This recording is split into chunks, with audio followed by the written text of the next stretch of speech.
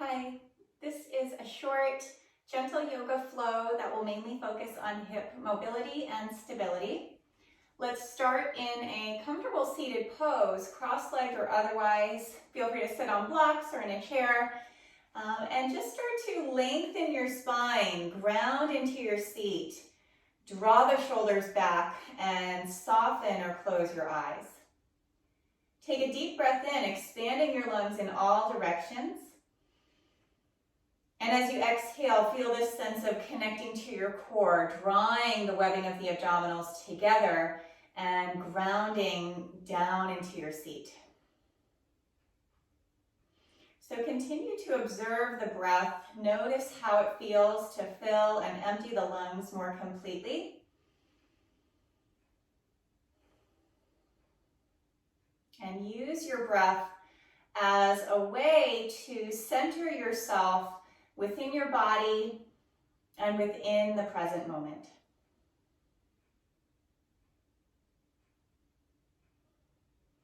Bring your hands together in front of the heart. Set the intention to treat yourself and your body with a sense of compassion, kindness, and love. And if you have something more personal you'd like to add to that, go right ahead. Let's release the hands and come onto our backs. So finding your way to the floor, feel your sacrum, shoulder blades, and skull grounding as evenly into the mat as possible. We use these bony landmarks to help us figure out where we are in space and to help bring the spine into its neutral, optimal posture so that we can optimize how we feel physically, but also the energy flow within us. So go ahead and push into the feet. Inhale, lift the pelvis up and really feel your glutes helping you to get the hips up in the air. Keep the pelvis as level as possible. Sometimes a feeling of curling the tailbone up slightly can help with that. Draw the two front pelvic points together. And if your glutes feel a little bit sleepy today, you can always use your hands or your fingers to give those muscles a tap, just helping the brain to connect to this part of the body, encouraging that muscle firing.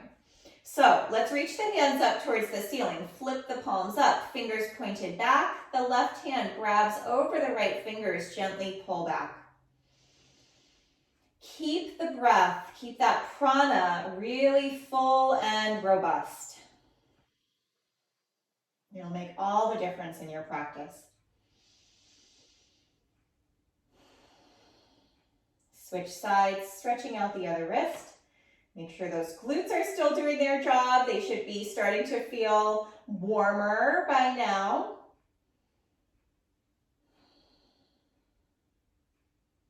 And then we'll release the hands. Let's bring them back to the pelvis and just lightly press on these 2 points. You might think of them as your hip points, but really it's part of the pelvis, the ASIS. And as you press lightly into those points, feel the glutes responding by engaging even more effectively. With your next exhale, lower slowly. We'll come into some gentle abdominal work. A strong core is going to allow us to move in a greater variety of ways with a sense of ease, structure, and grace. So I'll start with an extra gentle option, and then I'll give you another option if you want to go a little bit deeper. Challenge yourself a little bit more. Okay, so starting with the feet on the floor, reach the arms up towards the ceiling with the palms turned in towards each other. Take a deep breath in. As you exhale, hug your belly towards your back and straighten the left leg. At the same time, reach your right arm back. And as you inhale, lightly set the left foot down and bring the right arm back to where it was. Exhale, straighten the right leg, reach the left arm back. So this is good core work, but it's also great for the brain. Inhale, return. Exhale, extending opposite limbs and direct the movement from the center of the body. Inhale, return. Exhale, right leg, left arm. Draw those front ribs in. Inhale, return. So you can keep going like this. If you want a little bit more challenge, lift your knees above the hips. Keep the sacrum firmly connected to the mat. Exhale, you'll do the same thing pretty much. Extend the left leg and reach the right arm back. Inhale, return to the starting point. Exhale, right leg, left arm, reach, pull together in your center. Inhale, return. So go a couple more times. Exhale, extending. Inhale, coming back. And go slowly. We want to really practice moving mindfully and purposefully on our yoga mat so that we can take that with us into our everyday movements and our everyday lives. So one more time each side. Exhale, left leg, right arm. Inhale, return. Exhale, right leg, left arm. Keeping the spine neutral here. Triple S, grounding into the mat. Inhale, return. And you can give the knees a nice hug in, maybe rock a little bit from side to side. Bring your feet to the floor, walk them to about the width of the mat. Deep inhale, exhale, point the knees to the left. The left leg comes to the floor or a block. Push into the inner arch of the right foot, and almost like we were in bridge pose, actively get that right glute nice and active to feel a lovely opening in this front hip. Your right arm can come up by the ear, and that will help to pull on some of the fascia, connective tissue, which will maybe even give you more of that yummy stretch feeling in the front right hip. Curl the tailbone up and keep the front body active. We want to hold on to that sense of core integration that we just worked on establishing and connecting with. Lower the right arm down. Inhale, lift the knees. Exhale, point the knees to the right. Right leg to the floor or a block. Push into the inner edge of that left foot. Engage the left glute. Really push that big muscle towards the front hip. Your hand on the hip, right hand on the hip can be really helpful. Left arm can reach up by the ear. Just try not to let the ribs flare. Curl the tailbone up a little bit. Breathe deeply. Lower the top arm down. Inhale, lift the knees. So now we'll start really mobilizing the hip joints now that we've kind of reset our posture a little bit. So start with the feet on the floor. We'll lift the left knee above the left hip. Keep the knee bent. And I like to have my left fingers right in that front hip crease as I start to internally and externally rotate. So my foot is kind of swaying from side to side. I can see my knee pointing out and pointing in, but I'm recognizing and feeling that the movement is happening in the hip. And then what's going on in the knee and the foot is just a result of that. So we want to direct our movements from the parts of the body that are closest to the core, closest to that center of stability and structure and strength. So that's the left hip joint in this case. Okay, let's try straightening the leg a little bit, and the knee can stay as bent as it needs to be. Push through the ball of your left foot. And do the same thing, just start to roll the thigh out and in. This may feel like a smaller movement, and that's fine. You can use the floor here by grounding into your right foot actively, as well as grounding into the triple S to help you keep everything steady. We want the pelvis to be still. Pretty much the only thing that we want to be moving here is the right hip and up through the leg. Okay, externally rotate, cross the ankle over the top of the right thigh for a figure 4. You can stay here or lift the right knee above the right hip. Draw the front ribs in. Keep the sacrum grounded. We want to be flexing at our hips, not tipping in the pelvis to get the legs closer in. So we want to keep the sacrum on the floor, but then feel that tiny bit of space between the lumbar spine and the mat. We want that natural lumbar curve to remain present. You can keep your hands on your legs or maybe open up into cactus arms just to offer some opening to the chest, to the heart space and shoulders.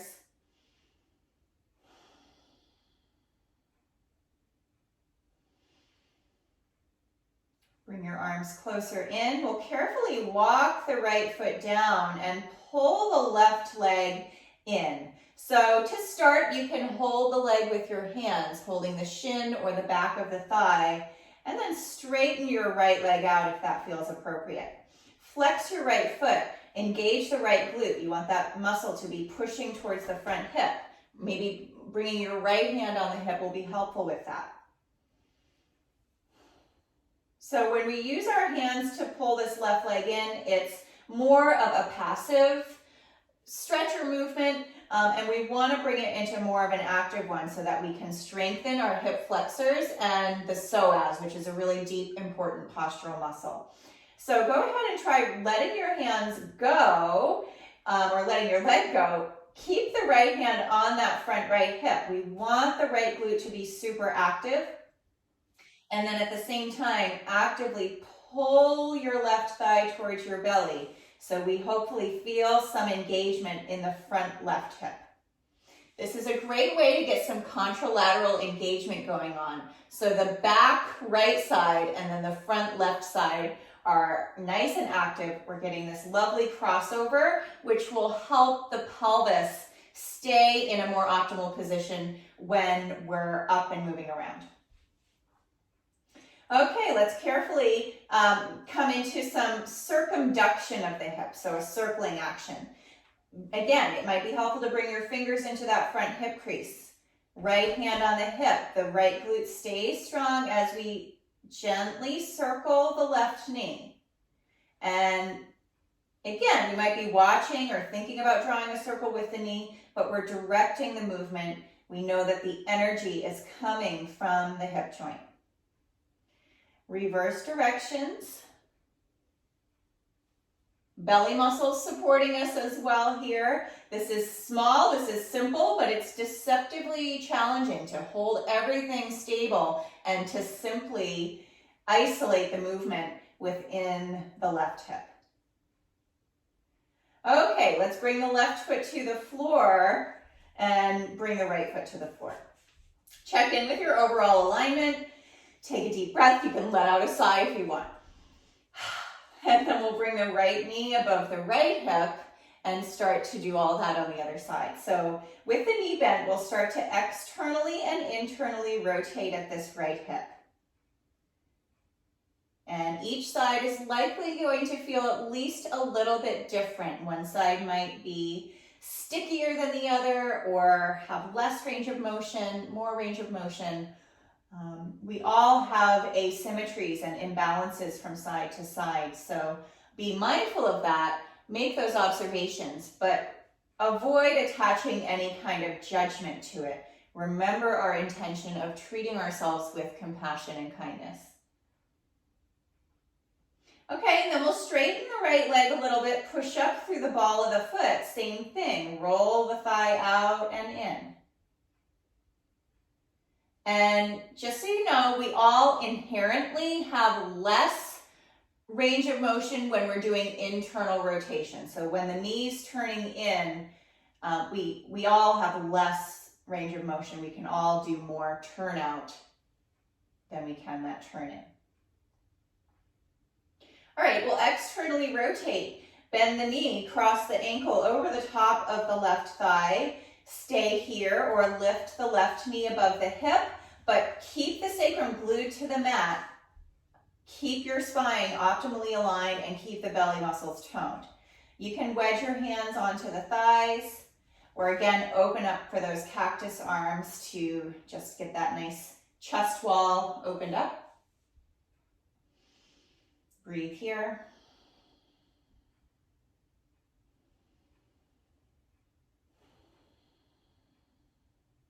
And then bring the arms close. Walk the left foot down. pull the right thigh towards the belly.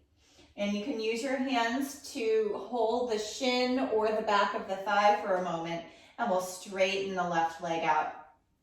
Flex the left foot, get the left glute active. Tap or press your left hand into the front left hip if that's helpful.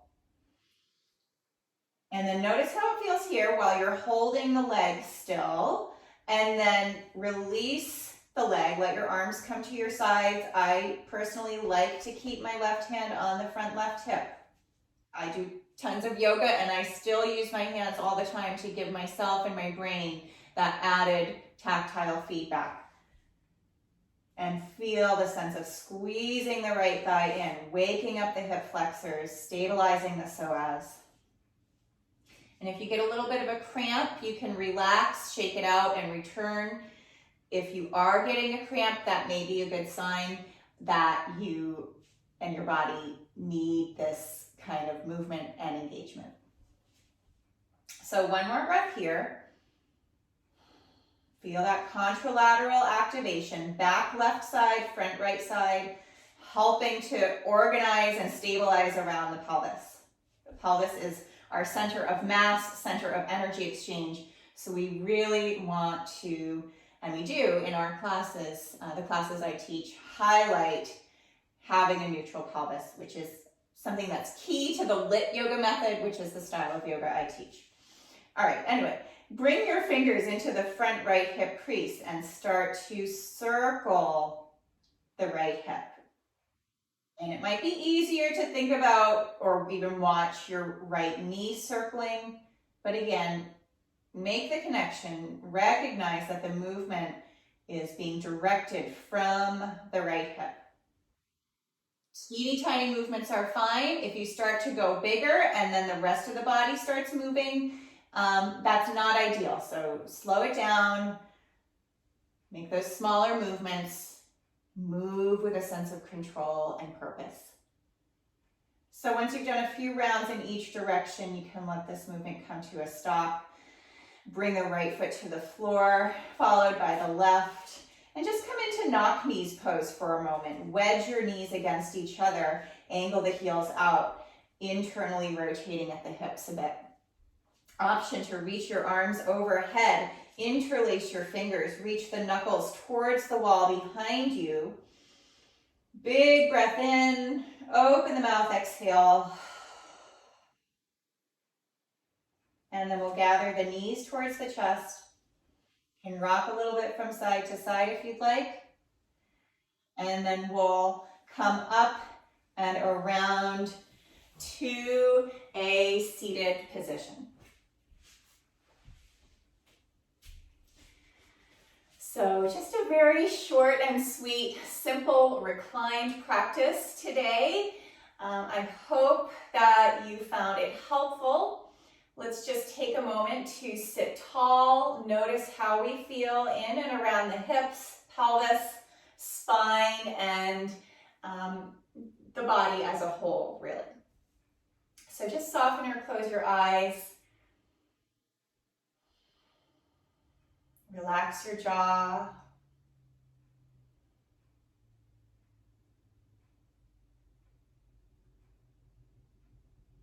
Continue to fill and empty the lungs completely, utilizing all of that space within your lungs.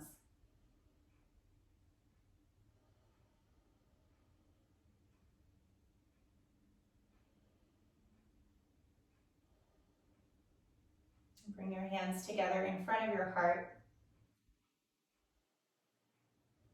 Take one more deep breath in, expressing that sense of compassion and gratitude, affection and appreciation for your own body and your being as a whole. And with a deep breath out, extend that same sense of kindness, compassion, and love to all beings everywhere.